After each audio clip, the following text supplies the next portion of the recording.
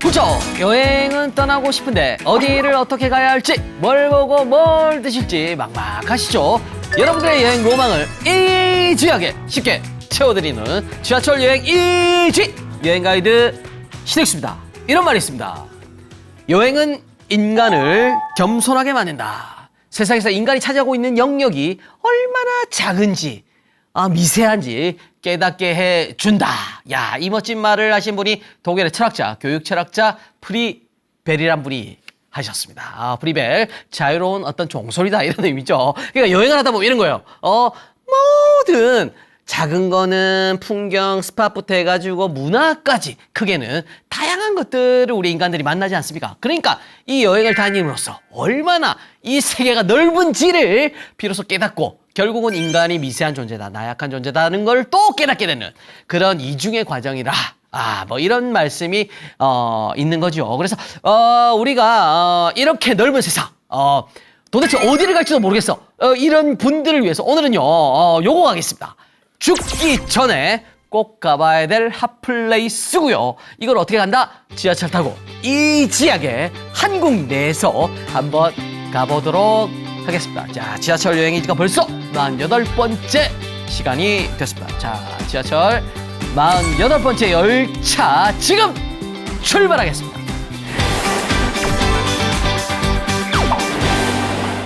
네, 오늘은 죽기 전에 꼭 가봐야 될 핫플레이스 서점 한 곳 찍을 거고요. 그리고 6월이 코앞이죠. 그래서 6월 호국 보훈의 달에 애국적으로 애국심을 고취시키러 가봐야 될 핫플레이스 딱 두 곳을 근데 죽기 전에 꼭 가봐야 돼요. 왜냐면 요 타이틀이 붙어 있거든요. 그래서 여기를 한번 찍어 보도록 하겠습니다. 자, 첫 번째는요, 요거 죽기 전에 꼭 가봐야 될 서점인데 진짜 놀랍습니다. 무조건 죽기 전에 꼭 가봐야 됩니다. 왜냐면 또 없어질지도 몰라. 빨리 가보셔야 됩니다. 자, 국내에 딱 하나밖에 없고요.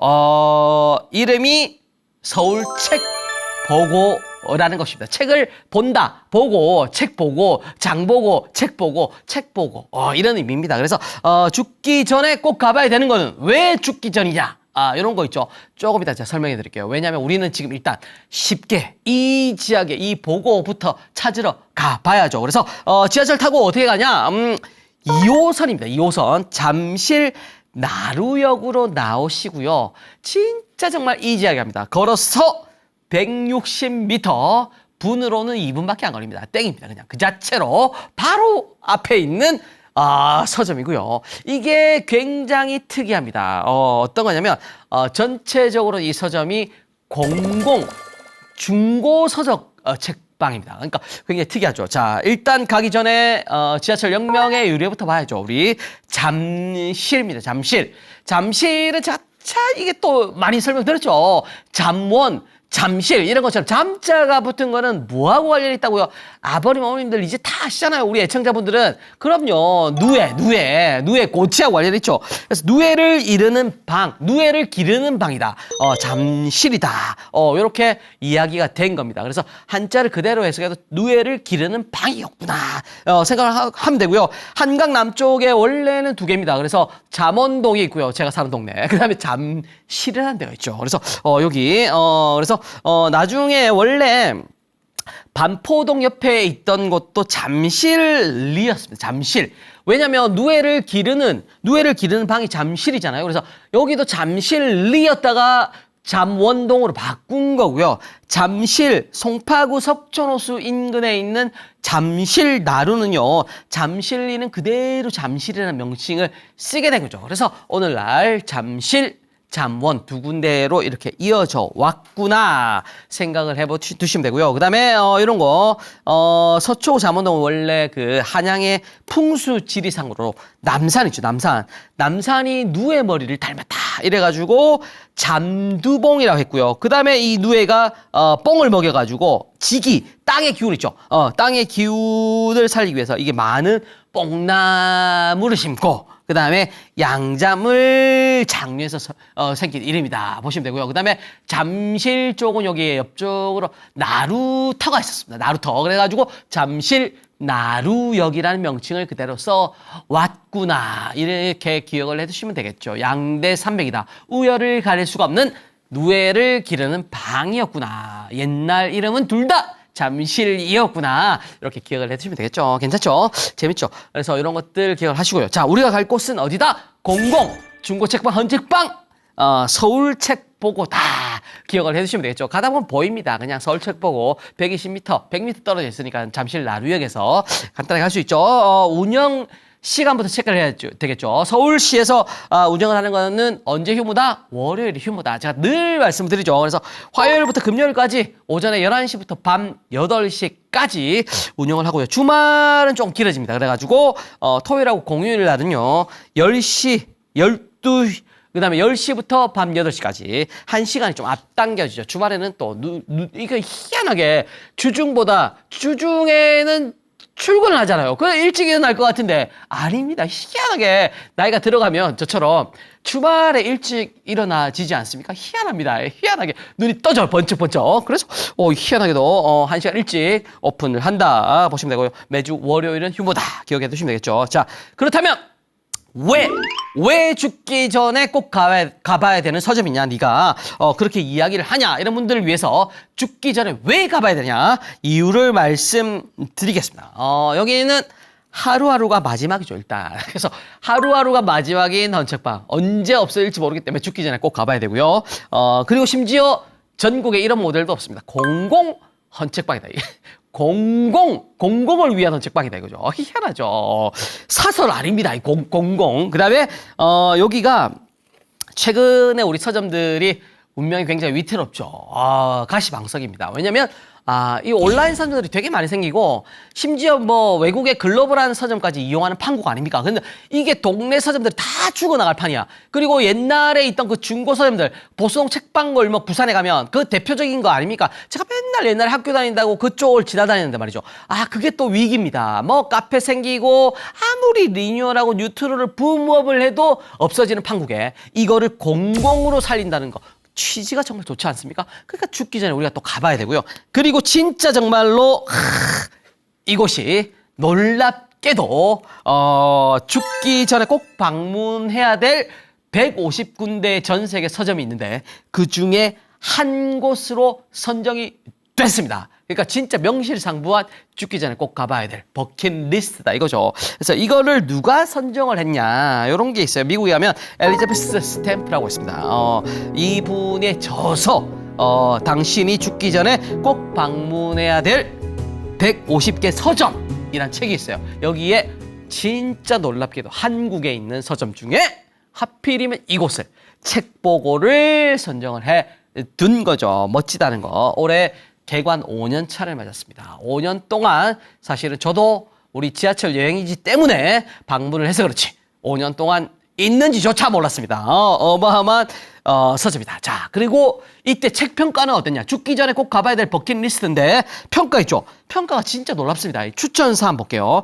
헌책의 터널 속에서 헌책이 터널처럼 돼 있어요. 터널. 진짜 책이 이렇게 터널 모양으로 만들어져 있어. 구조가. 그러니까 놀라요.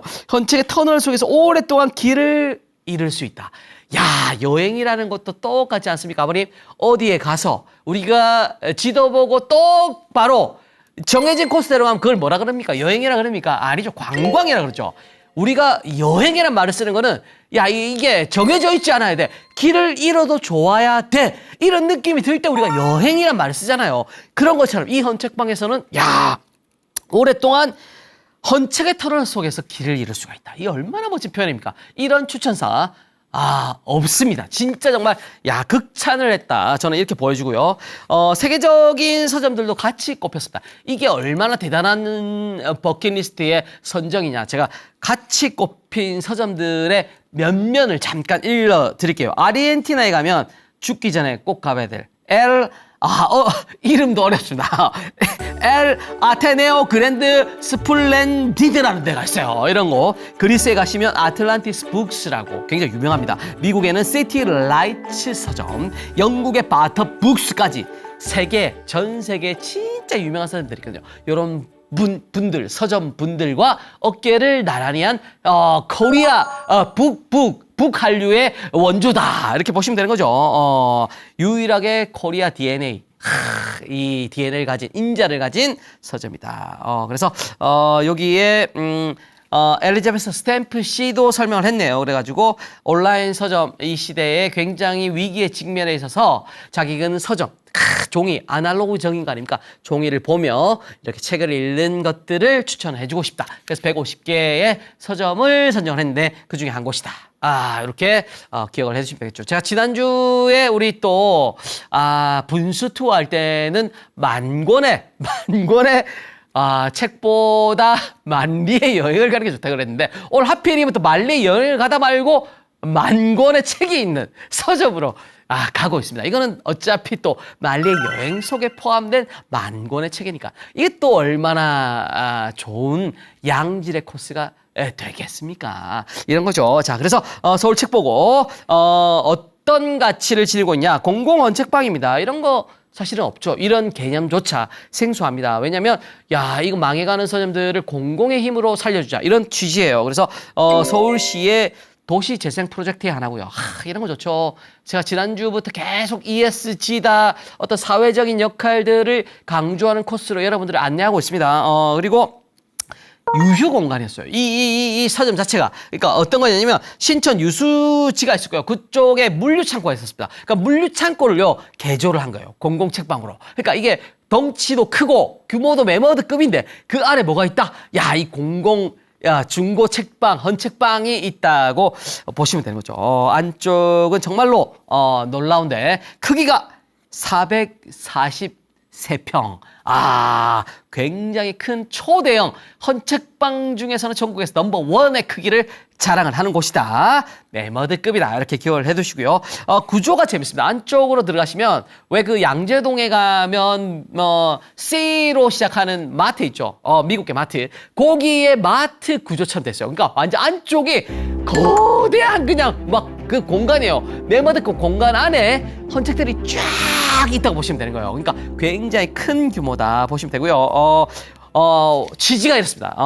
책벌레가 뚫고 지나간 공간을 그러니까 책벌레가 헌책에 항상 있잖아요. 책벌레가 뚫고 지나간 공간을 사람들이 다니며 책을 찾는다. 이게 취지입니다. 이런 것도 정말 아날로그적이고 굉장히 향수를 자극하는 건 좋은 거죠. 예전에는 책벌레 같은 것들이 있었거든요. 낡은 책들을 뒤지다 보면 약간 벌레 같은 애들이 꼭 눌러져가지고 죽어서 말라 비틀어져 있는 것들이 있었어요. 이런 것들도 좋았는데 말이죠.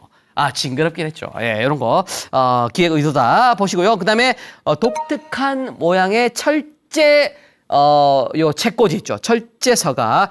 그리고 외관 쪽도 금속으로 되어 있습니다. 이게 물류 창고로 개조를 했다는데 외관도 금속 형태로 되게 현대적으로 뉴트로하게 구성을 해놨고요. 안쪽에 안을 이루는 그 뼈대들 있죠. 책꽂이의 뼈대들도 다 금속으로 되어 있습니다. 그러니까 굉장히 탄탄한 어떤 물류 창고인데 핵심은 뭐다? 핵심은 헌책이다. 이렇게 보시면 되는 거죠.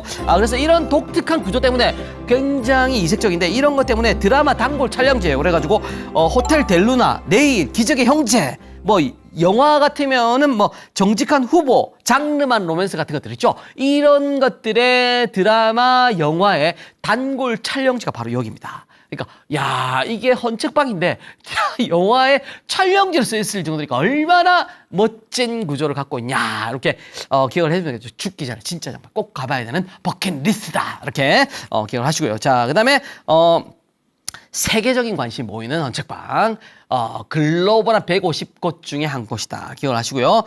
그래서 해외 언론사하고요, 출판사에서도 관심이 증폭이 되고 있습니다. 그래서 어느 정도냐면 스페인의 국영방송이 있어요. RTV라고.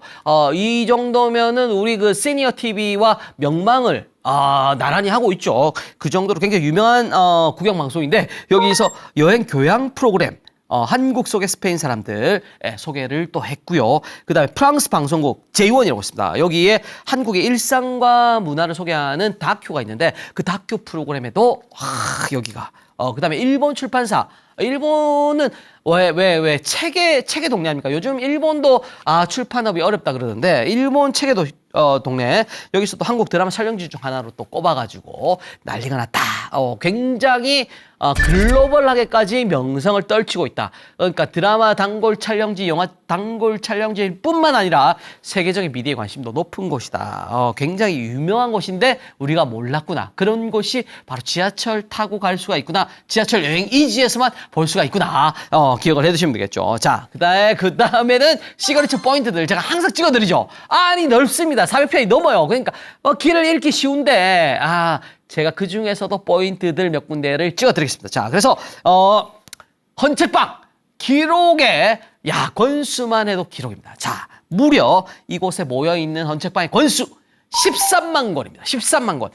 만 권만 해도 책이 많은데 여기 안에 이 물류창고 안에 모여있는 책 권수만 13만 권. 어마어마하죠. 그리고 이 안쪽에 들어앉아 있는 헌책방 수 있죠. 공공 헌책방 아닙니까?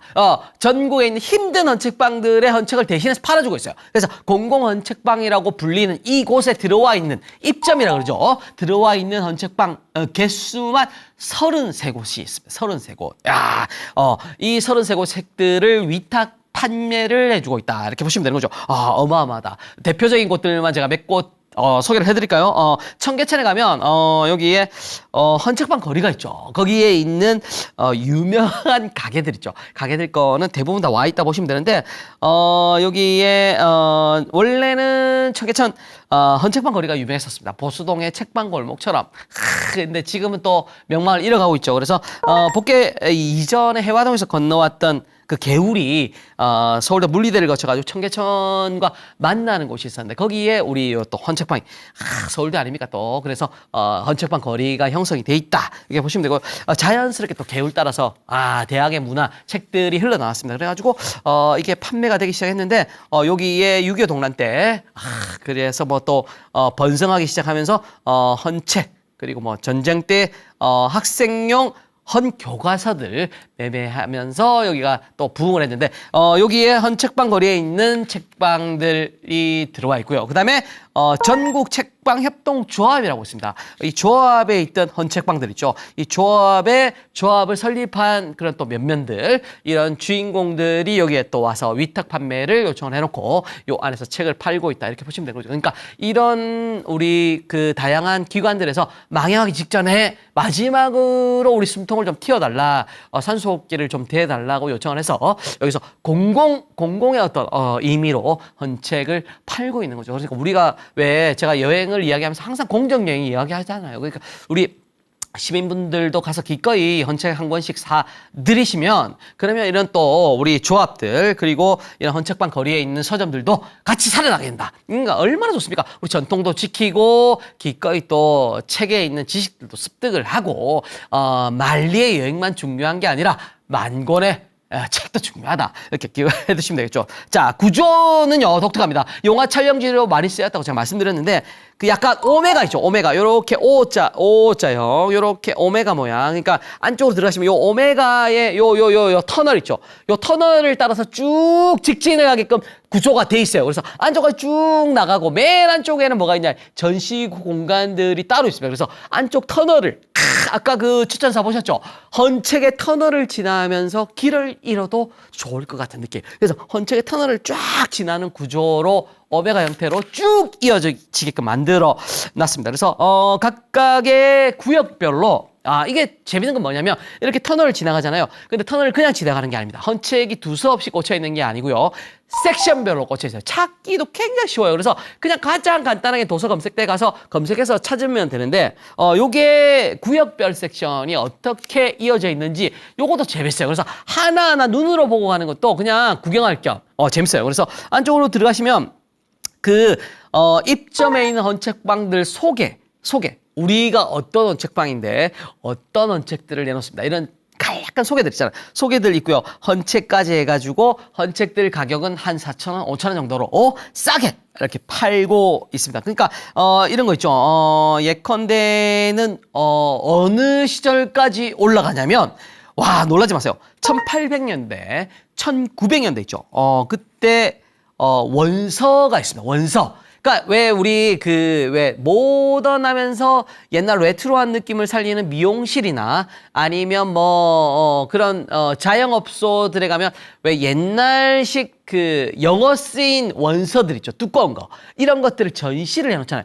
그런 낡은 원서, 에보니 북스라 불러요. 이런 것들까지 있고요. 이런 가격이 좀 나가겠죠. 그다음에 주간 만화, 소전 챔프 시리즈라고 있었어요. 저는 옛날에 보물섬, 소전 챔프 시리즈 이런 것들은 돈 주고 사서 봤었거든요. 요 막 두껍고 막 이래요. 그래서 이런 것들도 같이 선보이고요. 그다음에 아버님 중에는 기억하시는 분들 많습니다. 어머님들 중에도 보신 분들이 있을 텐데, 국내 최초의 성인용 오락 잡지 있죠. 네, 일요일 날만 발간되는 썬데이 서울.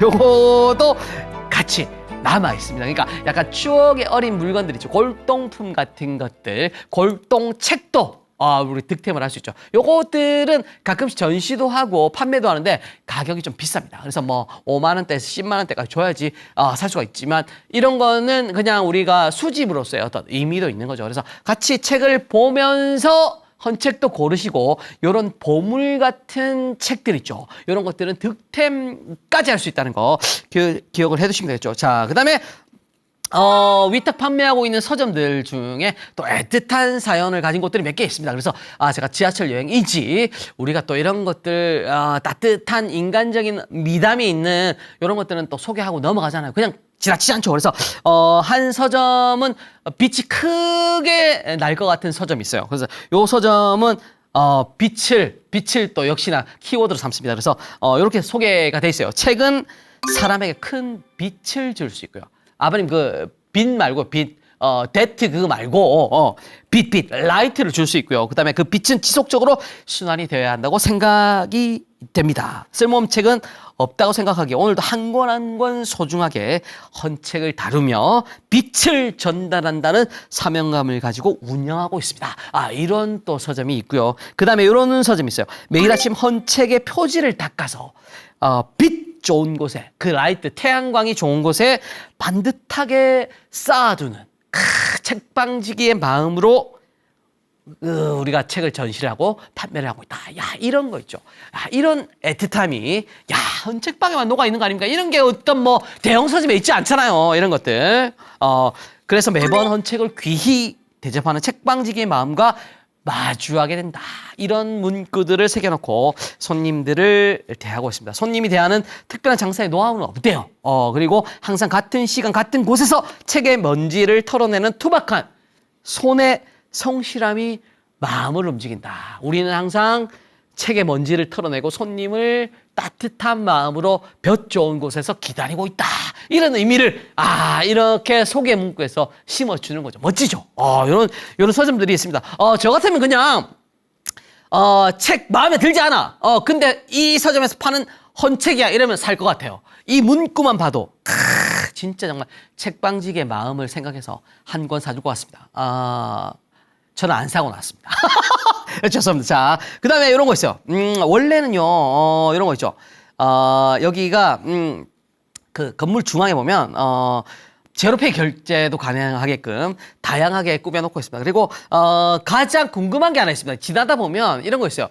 왜 아까 제가 오메가형으로 구성이 되어 있고 터널이다. 굉장히 물류 창고가 높기 때문에 높은 터널이에요. 그래서 궁금한 게 뭐냐면 이 다니다 보면 저 위에 있는 책 있잖아요. 왜 터널 위에 있는 책. 그 위에까지 책들이 다 쌓여 있어요. 근데 저거 어떻게 빼냐 이렇게 되게 궁금했거든요. 간단합니다. 여기에 가면 안내 데스크에 문의하시면 됩니다. 긴 사다리가 필요하실 경우에는 안내 데스크에 문의해 주세요. 이렇게 딱 써놨습니다. 그래서 여기 가셔서 사다리 타고 올라가가지고 책 빼면 됩니다. 그냥 필요한 거다.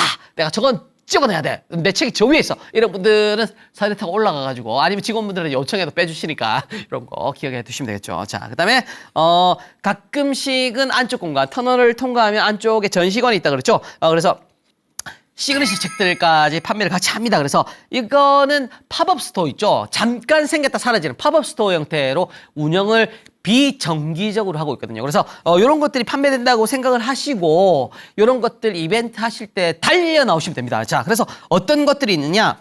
1945년도에 나온 사상계 있죠. 사상계. 그다음에 60년도에 나온 창작과 비평, 창비라 그러잖아요. 이런 거. 그런 책들. 그다음에 80년대부터 해서 2000년대까지 이런 책들은 다 지금 어떻게 됐습니까? 절판됐죠. 절판돼서 중고 서점에 온라인으로 쳐보면 막 책값들이 막 10만 원, 20만 원씩 막 가는 거 있어요. 그런 것들을 이벤트성으로 판매를 합니다. 온라인 서점의 터무니없는 가격보다는 싸겠죠. 절판된 책들 이런 것들도 구할 수 있다. 그다음에 아까 아버님, 어머님들의 추억의 책 있죠. 일요일마다 보셨던 그 썬데이 서울 잡지 이런 거는 판매를 지금도 하고 있습니다. 그래서 요거 초대 잡지 있어요. 그래가지고 가수 정훈이 씨 나왔던 거 이런 거는 70년대 잡지인데 8만 원 정도에 판매를 하고 있고요. 그 다음에 월간 잡지 중에 경향이라고 있었습니다. 경향 이런 것도 8만 원 정도에 판매를 하고 있으니까 옛날에 정말 내가 초대본 정도는 갖고 싶어 이런 분들은 가셔가지고 여기서 돈 주고 살 수도 있다는 거 기억을 해두시면 되겠죠. 진짜 정말 희귀한 책들, 절판된 책들을 싸게 살 수 있다. 제 첫 책, 글쓰기 첫 책이 있거든요. 2019년에 들어왔나? 그것도 지금 판매를 중단을 잠깐 해놨는데, 요것도 중고 서적이 한 5만 원 정도 해요. 예, 이런 거 같이 알아두시고요. 여기는 없어요. 여기는 없고, 온라인 서점에서 판매를 하고 있다는 거. 별걸 다 이야기를 합니다. 자, 그 다음에 독립출간물들도 있어요. 독립출간물들. 그러니까 이런 거는, 독립출간물들은 어떤 거냐면, 세상에 단 하나밖에 없는 책이라고 생각하시면 돼요. 그러니까 정말로 이벤트성으로 한 걸 만들었어. 근데 요거를 구해가지고 여기다가 선을 보이는 거죠. 자, 그래서 매력적인 주제의 책들이죠. 그러니까 B급이야, B급. B급인데 이런 주제로 책이 도저히 나올 것 같지 않은데 얘들은 판매를 예전에 했던 거죠. B급으로 만들어가지고 서브컬처 B급 감성의 주제까지 품은 책들 있죠. 여기가 독립출판물만 한 2,700여 권을 모아두고 있습니다. 이런 것들 되게 좋죠. 그 다음 명사들이 기증한 거 있죠. 11,000권의 도서까지 있는데 요거는 팔지는 않습니다. 눈으로 보고 와야 되죠. 이런 거는 값을 매길 수가 없죠. 이런 것들은. 그래서 열람만 가능하다는 거 같이 가시면 볼 수가 있다는 거 기억을 해주시면 되겠죠. 그 다음 책방 반대편, 그러니까 우리가 터널 쭉 지나가면 전시 공간들이 있고요. 다양한 공연, 전시 이런 거는 홈페이지에 보면 자세하게 월별로 나오니까 이런 것들은 마음에 든다 이럴 때 찍어두고 공연 볼 겸 전시 볼 겸 가셔가지고 같이 연책방 구경하고 나오시면 되겠죠. 6월 중순까지는요. 손윤원 작가의 책장 드로잉이라는 전시가 또 이어지고 있습니다. 알아두시고요. 2024년 6월 중순까지 전시가 됩니다. 그래서 여기 가시면 죽기 전에 완벽하게 꼭 가봐야 되는 책방 투어는 마무리가 되겠습니다.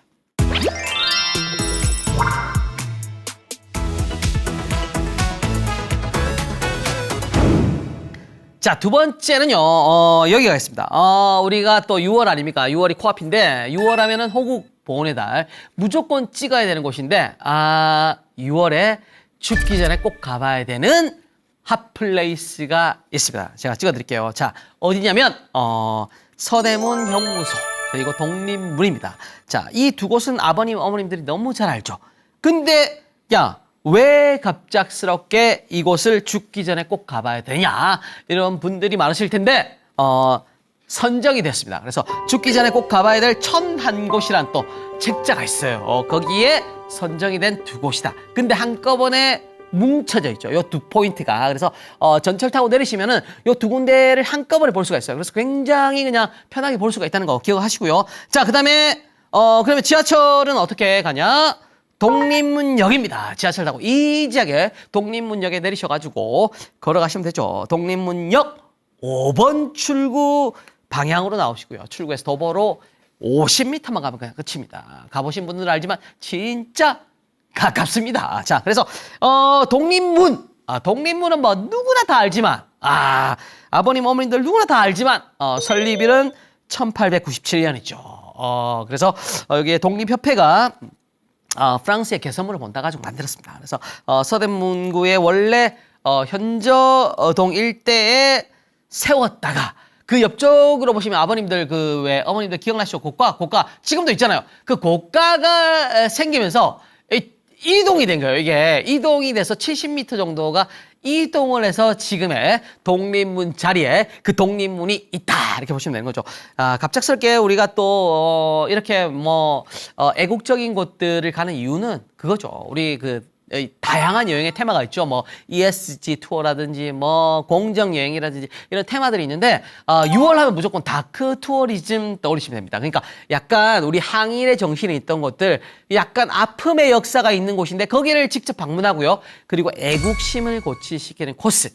다크 투어리즘의 명소로 오늘은 서대문 형무소하고 독립문 재미를 떠나서 한 번은 가보자는 취지로 제가 말씀을 쭉 드립니다. 그래서 독립문은 워낙 유명하니까 주제로는 화강암이고요. 그다음에 중앙에 14.28m, 넓이 11.48m까지 크기로 이루어져 있다. 워낙 많이 보셨을 테니까요. 근데 제가 누굽니까? 신익수 아닙니까? 지하철 여행 이지를 진행한 신익수. 그냥 희한하게 역사에 있는 것들 이야기 안 하죠. 재밌는 것들만 이야기하잖아요. 제가 독립문의 비밀에 대해서 이야기 좀 해드릴게요. 독립문의 비밀은 또 잘 모릅니다. 약간 야사 같은 느낌이죠. 그래서 이런 거 있죠.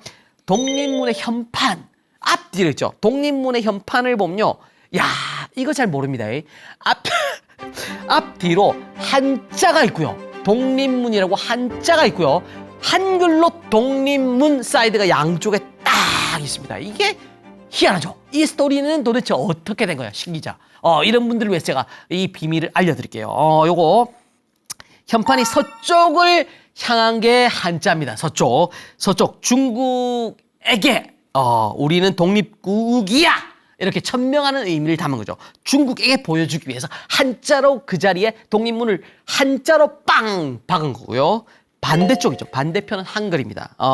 우리 백성들에게 우리도 이제 독립국이야 이렇게 외쳐주는 거죠. 그러니까 그 느낌 그대로 살려가지고 서쪽 편 중국 보라고 독립문 한자로 썼고요. 그다음 반대쪽은 우리 글로 한글로 독립문이다 이렇게 써놨습니다.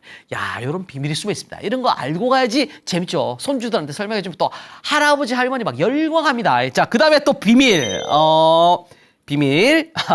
여기 독립문 밑에 보면 태극기가 새겨져 있어요. 요게 대한제국 시기에 공식 태극기가 있습니다. 그 독립문 태극기입니다. 자, 여기까지 보시고 독립. 그다음에 재밌는 또 비밀의 해프닝이 있었습니다. 해프닝. 이게 또 재밌는데 독립문 있죠. 독립문.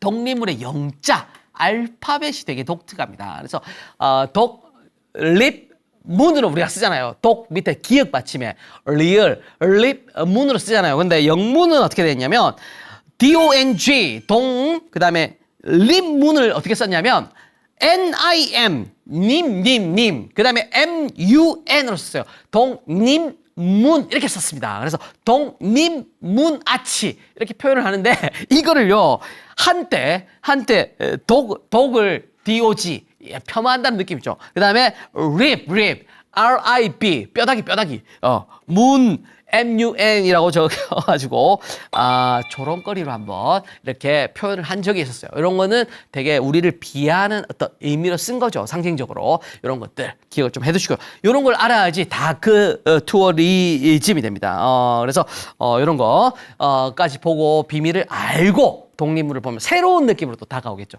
자, 그 다음에 우리가, 독립문 보는 건 일도 아니고요. 자, 우리 또 지하철 여행이지 아닙니까? 그래서 독립문 역사를 찾아간 김에 독립문역에서 내려서 5번 출구로 나와가지고 지척이잖아요. 독립문역 안에 꼭 봐야 될 또 애국 투어, 다크 투어리즘의 또 핵심 포인트가 하나 더 있습니다. 이게 뭐냐면 독립문, 지하철 역사 안에 태극기의 역사를 표기해 놓은 유일한 곳이 또 독립문 역입니다. 야, 이것도 어마어마하죠. 그래서 이게 독립문 유래보다 더 재밌는 게 태극기의 역사입니다. 이 역사를요 독립문 역사 안에다가 다 담아놓고 있습니다. 그래서 독립문 역사, 우리 경복궁은 예전에 막 궁궐의 어떤 느낌으로 지었잖아요. 그런 것처럼 이 역사 내면에 우리 역사 안쪽, 독립문 역사 안쪽에는 태극기 테마로 전체 벽들이 구성이 되어 있습니다. 그래서 이런 거 있죠. 태극기의 4가지 색깔, 빨강, 파랑, 흰, 검.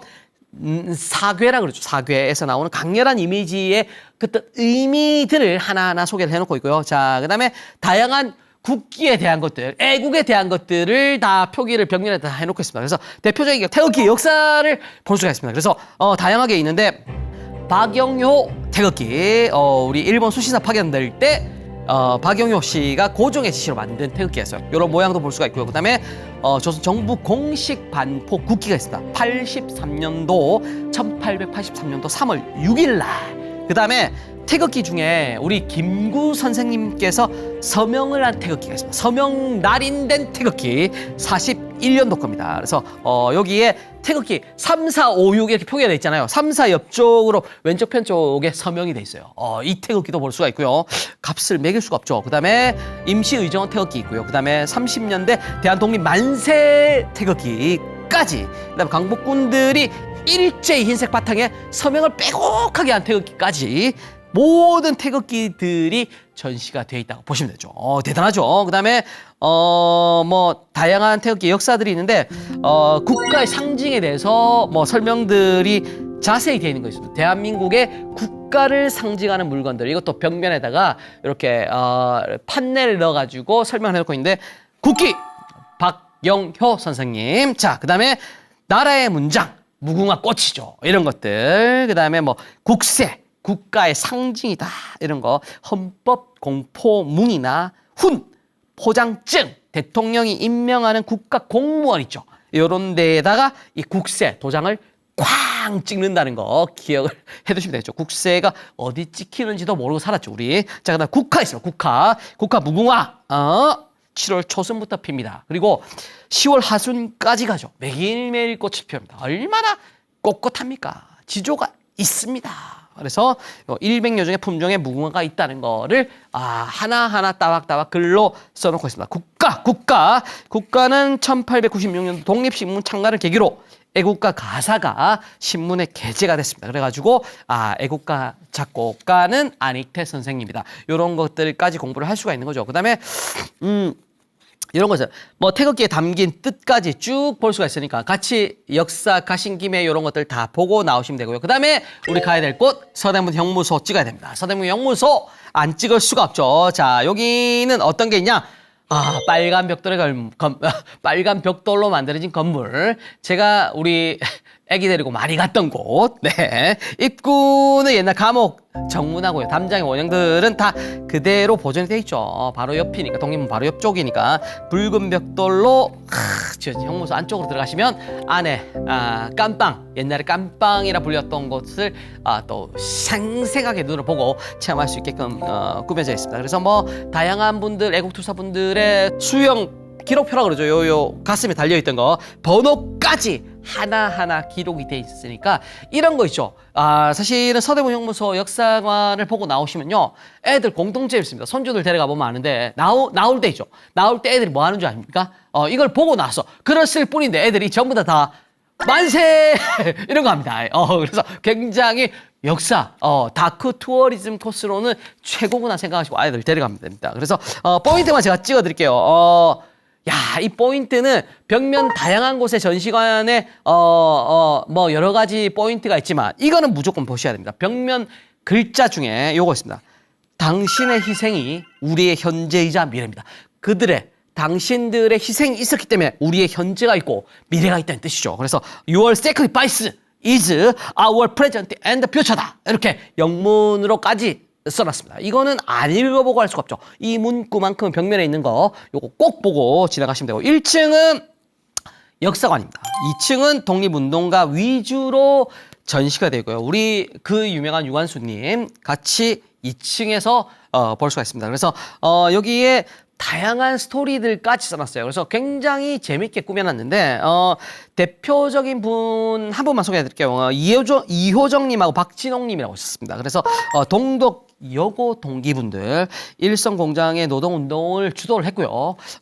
박진홍님은 심지어 임신한 상태로 수감이 됐었습니다. 그래가지고 옥중 출산까지 하셨던 분. 아기는 2년을 못 버티고 사망을 했습니다. 안타깝죠. 그래서 이분들이 나누었던 대화들 있잖아요. 효정님하고 진홍님이 동기인데 우리가 역사적인 일을 도모하기 위해서 나누었던 대화들이나 애틋한 이야기들을 아예 대화벽 근데 대화 듣기 버튼으로 옆에 딱 누르면 옛날 대화를 재현을 해놨어. 그래가지고 그걸 들을 수 있게끔 딱 꾸며놨으니까 이런 거 좋죠. 그래서 이런 거 한번 딱 들어보시고요. 그다음에 뭐 스토리는 이런 게 돼 있습니다. 아까 임신을 했던 박지동님 제가 이야기를 잠깐 들려드렸는데 살리기 위해서 수감자들이 자신들의 밥을 나눠줍니다. 자기들도 정말로 조금밖에 밥 못 받아서 배가 고파 죽겠는데 그 밥들을 줄여가지고 산모하고 아기들한테 먹였는데 아기가 안타깝게 2달도 못 살고 2년을 못 버티고 갔죠. 그래서 이런 것들 도움을 주었다는 이야기도 있으니까 이런 스토리도 한번 읽어보고요. 우리가 유관순만 알잖아요. 근데 다른 분들도 많은 목숨을 희생해서 우리의 현재와 미래를 여는데 도움을 주었다고 이런 것들 같이 한번 보시면 되겠죠. 그다음에 지하 쪽이 되게 인상적입니다. 지하 공간으로 내려면 고문실하고 간방 재현을 해놨습니다. 그래서 고문실 이런 것들 다양한 고문 중에 물고문 손톱 찌르기, 꼬챙이 손톱 사이에 찔러서 뭐 이런 것들 있죠. 고문하면 나오는 것들 이런 것들을 인형으로 재현을 해놨어요. 그래서 이거 보는 것만으로도 마음이 아픕니다. 진짜 다크 투어리즘입니다. 애국심이 불끈불끈 솟습니다. 그다음에 뭐 징벌방들 구조들 있죠. 몸 하나가 겨우 들어갈 만해 그런 것들도 같이 체험을 해보실 수가 있고요. 바깥쪽 공간도 꼭 봐야 될 게 여러 개가 있는데 제가 한 군데 한번 좀 찍어드릴게요. 어떤 게 있냐면 사형장 처형터가 있습니다. 여기에 가시면 굉장히 유명한 인증샷. 인증샷을 찍기에는 다크 투어라서 사실은 좀 무리가 있긴 하지만 그냥 한번 기념 삼아 찍어둘 만한 사진이 뭐냐면 통곡의 미루나무라고. 이건 꼭 찍어야 되죠. 어떤 거냐면 구치소 시절의 사형수들이 70년대입니다. 이제 일제시대 말고요. 70년대 사형수들이 미루나무를 붙잡고 통곡을 했다. 이래가지고 통곡의 미루나무라고 불리고 있고요. 이게 2020년도에 태풍에 쓰러집니다. 근데 죽기 4년 전에 있죠. 2016년도에 하필이면 다른 나무에 싹이 나와가지고 그 옆에는 지금 다른 미루나무가 자라고 있고요. 통곡의 미루나무는 그냥 둥치만 남아가지고 쓰러진 채로 그대로 두고 있습니다. 그래서 요게 이 서대문형무소 사형장으로 가는 시그니처니까 요거를 한번 보시면 되겠죠. 그래서 이런 것들 다 보고 나오면 우리가 6월에 또 죽기 전에 꼭 가봐야 될 우리 애국의 명소까지 보고 나오신 걸로 할 수가 있겠습니다.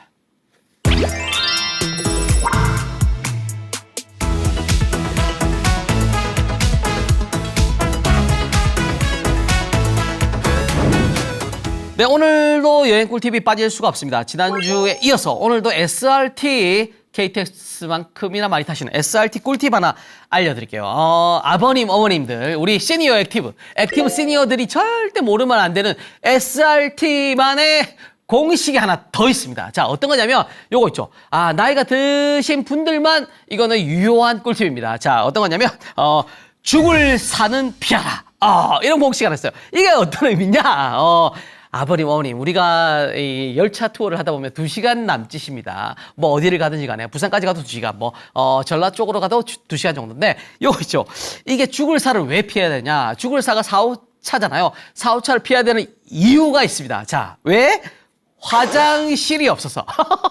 이게 그런 게 있어요. KTX를 타잖아요. KTX 타시면 무조건 칸마다 화장실 다 있어. 근데 SRT는요. 희한하게도 칸마다 화장실이 없습니다. 그래서 화장실이 있는 칸은 2, 3 그리고 5, 6에만 있어요. 그러니까 4, 5차에 딱 타시잖아요. 4, 5차에 타면 양쪽으로 한 칸을 더 건너가야 화장실이 있다는 거 기억을 하시고요. 그래서 2, 3, 5 사이에 하나 있고 5, 6 사이에 있잖아요. 그러니까 4, 5차에 타신 분들은 이거 한 칸을 더 건너갈 거를 계산해 두시고 가셔야 되기 때문에 굉장히 힘들 수가 있어요.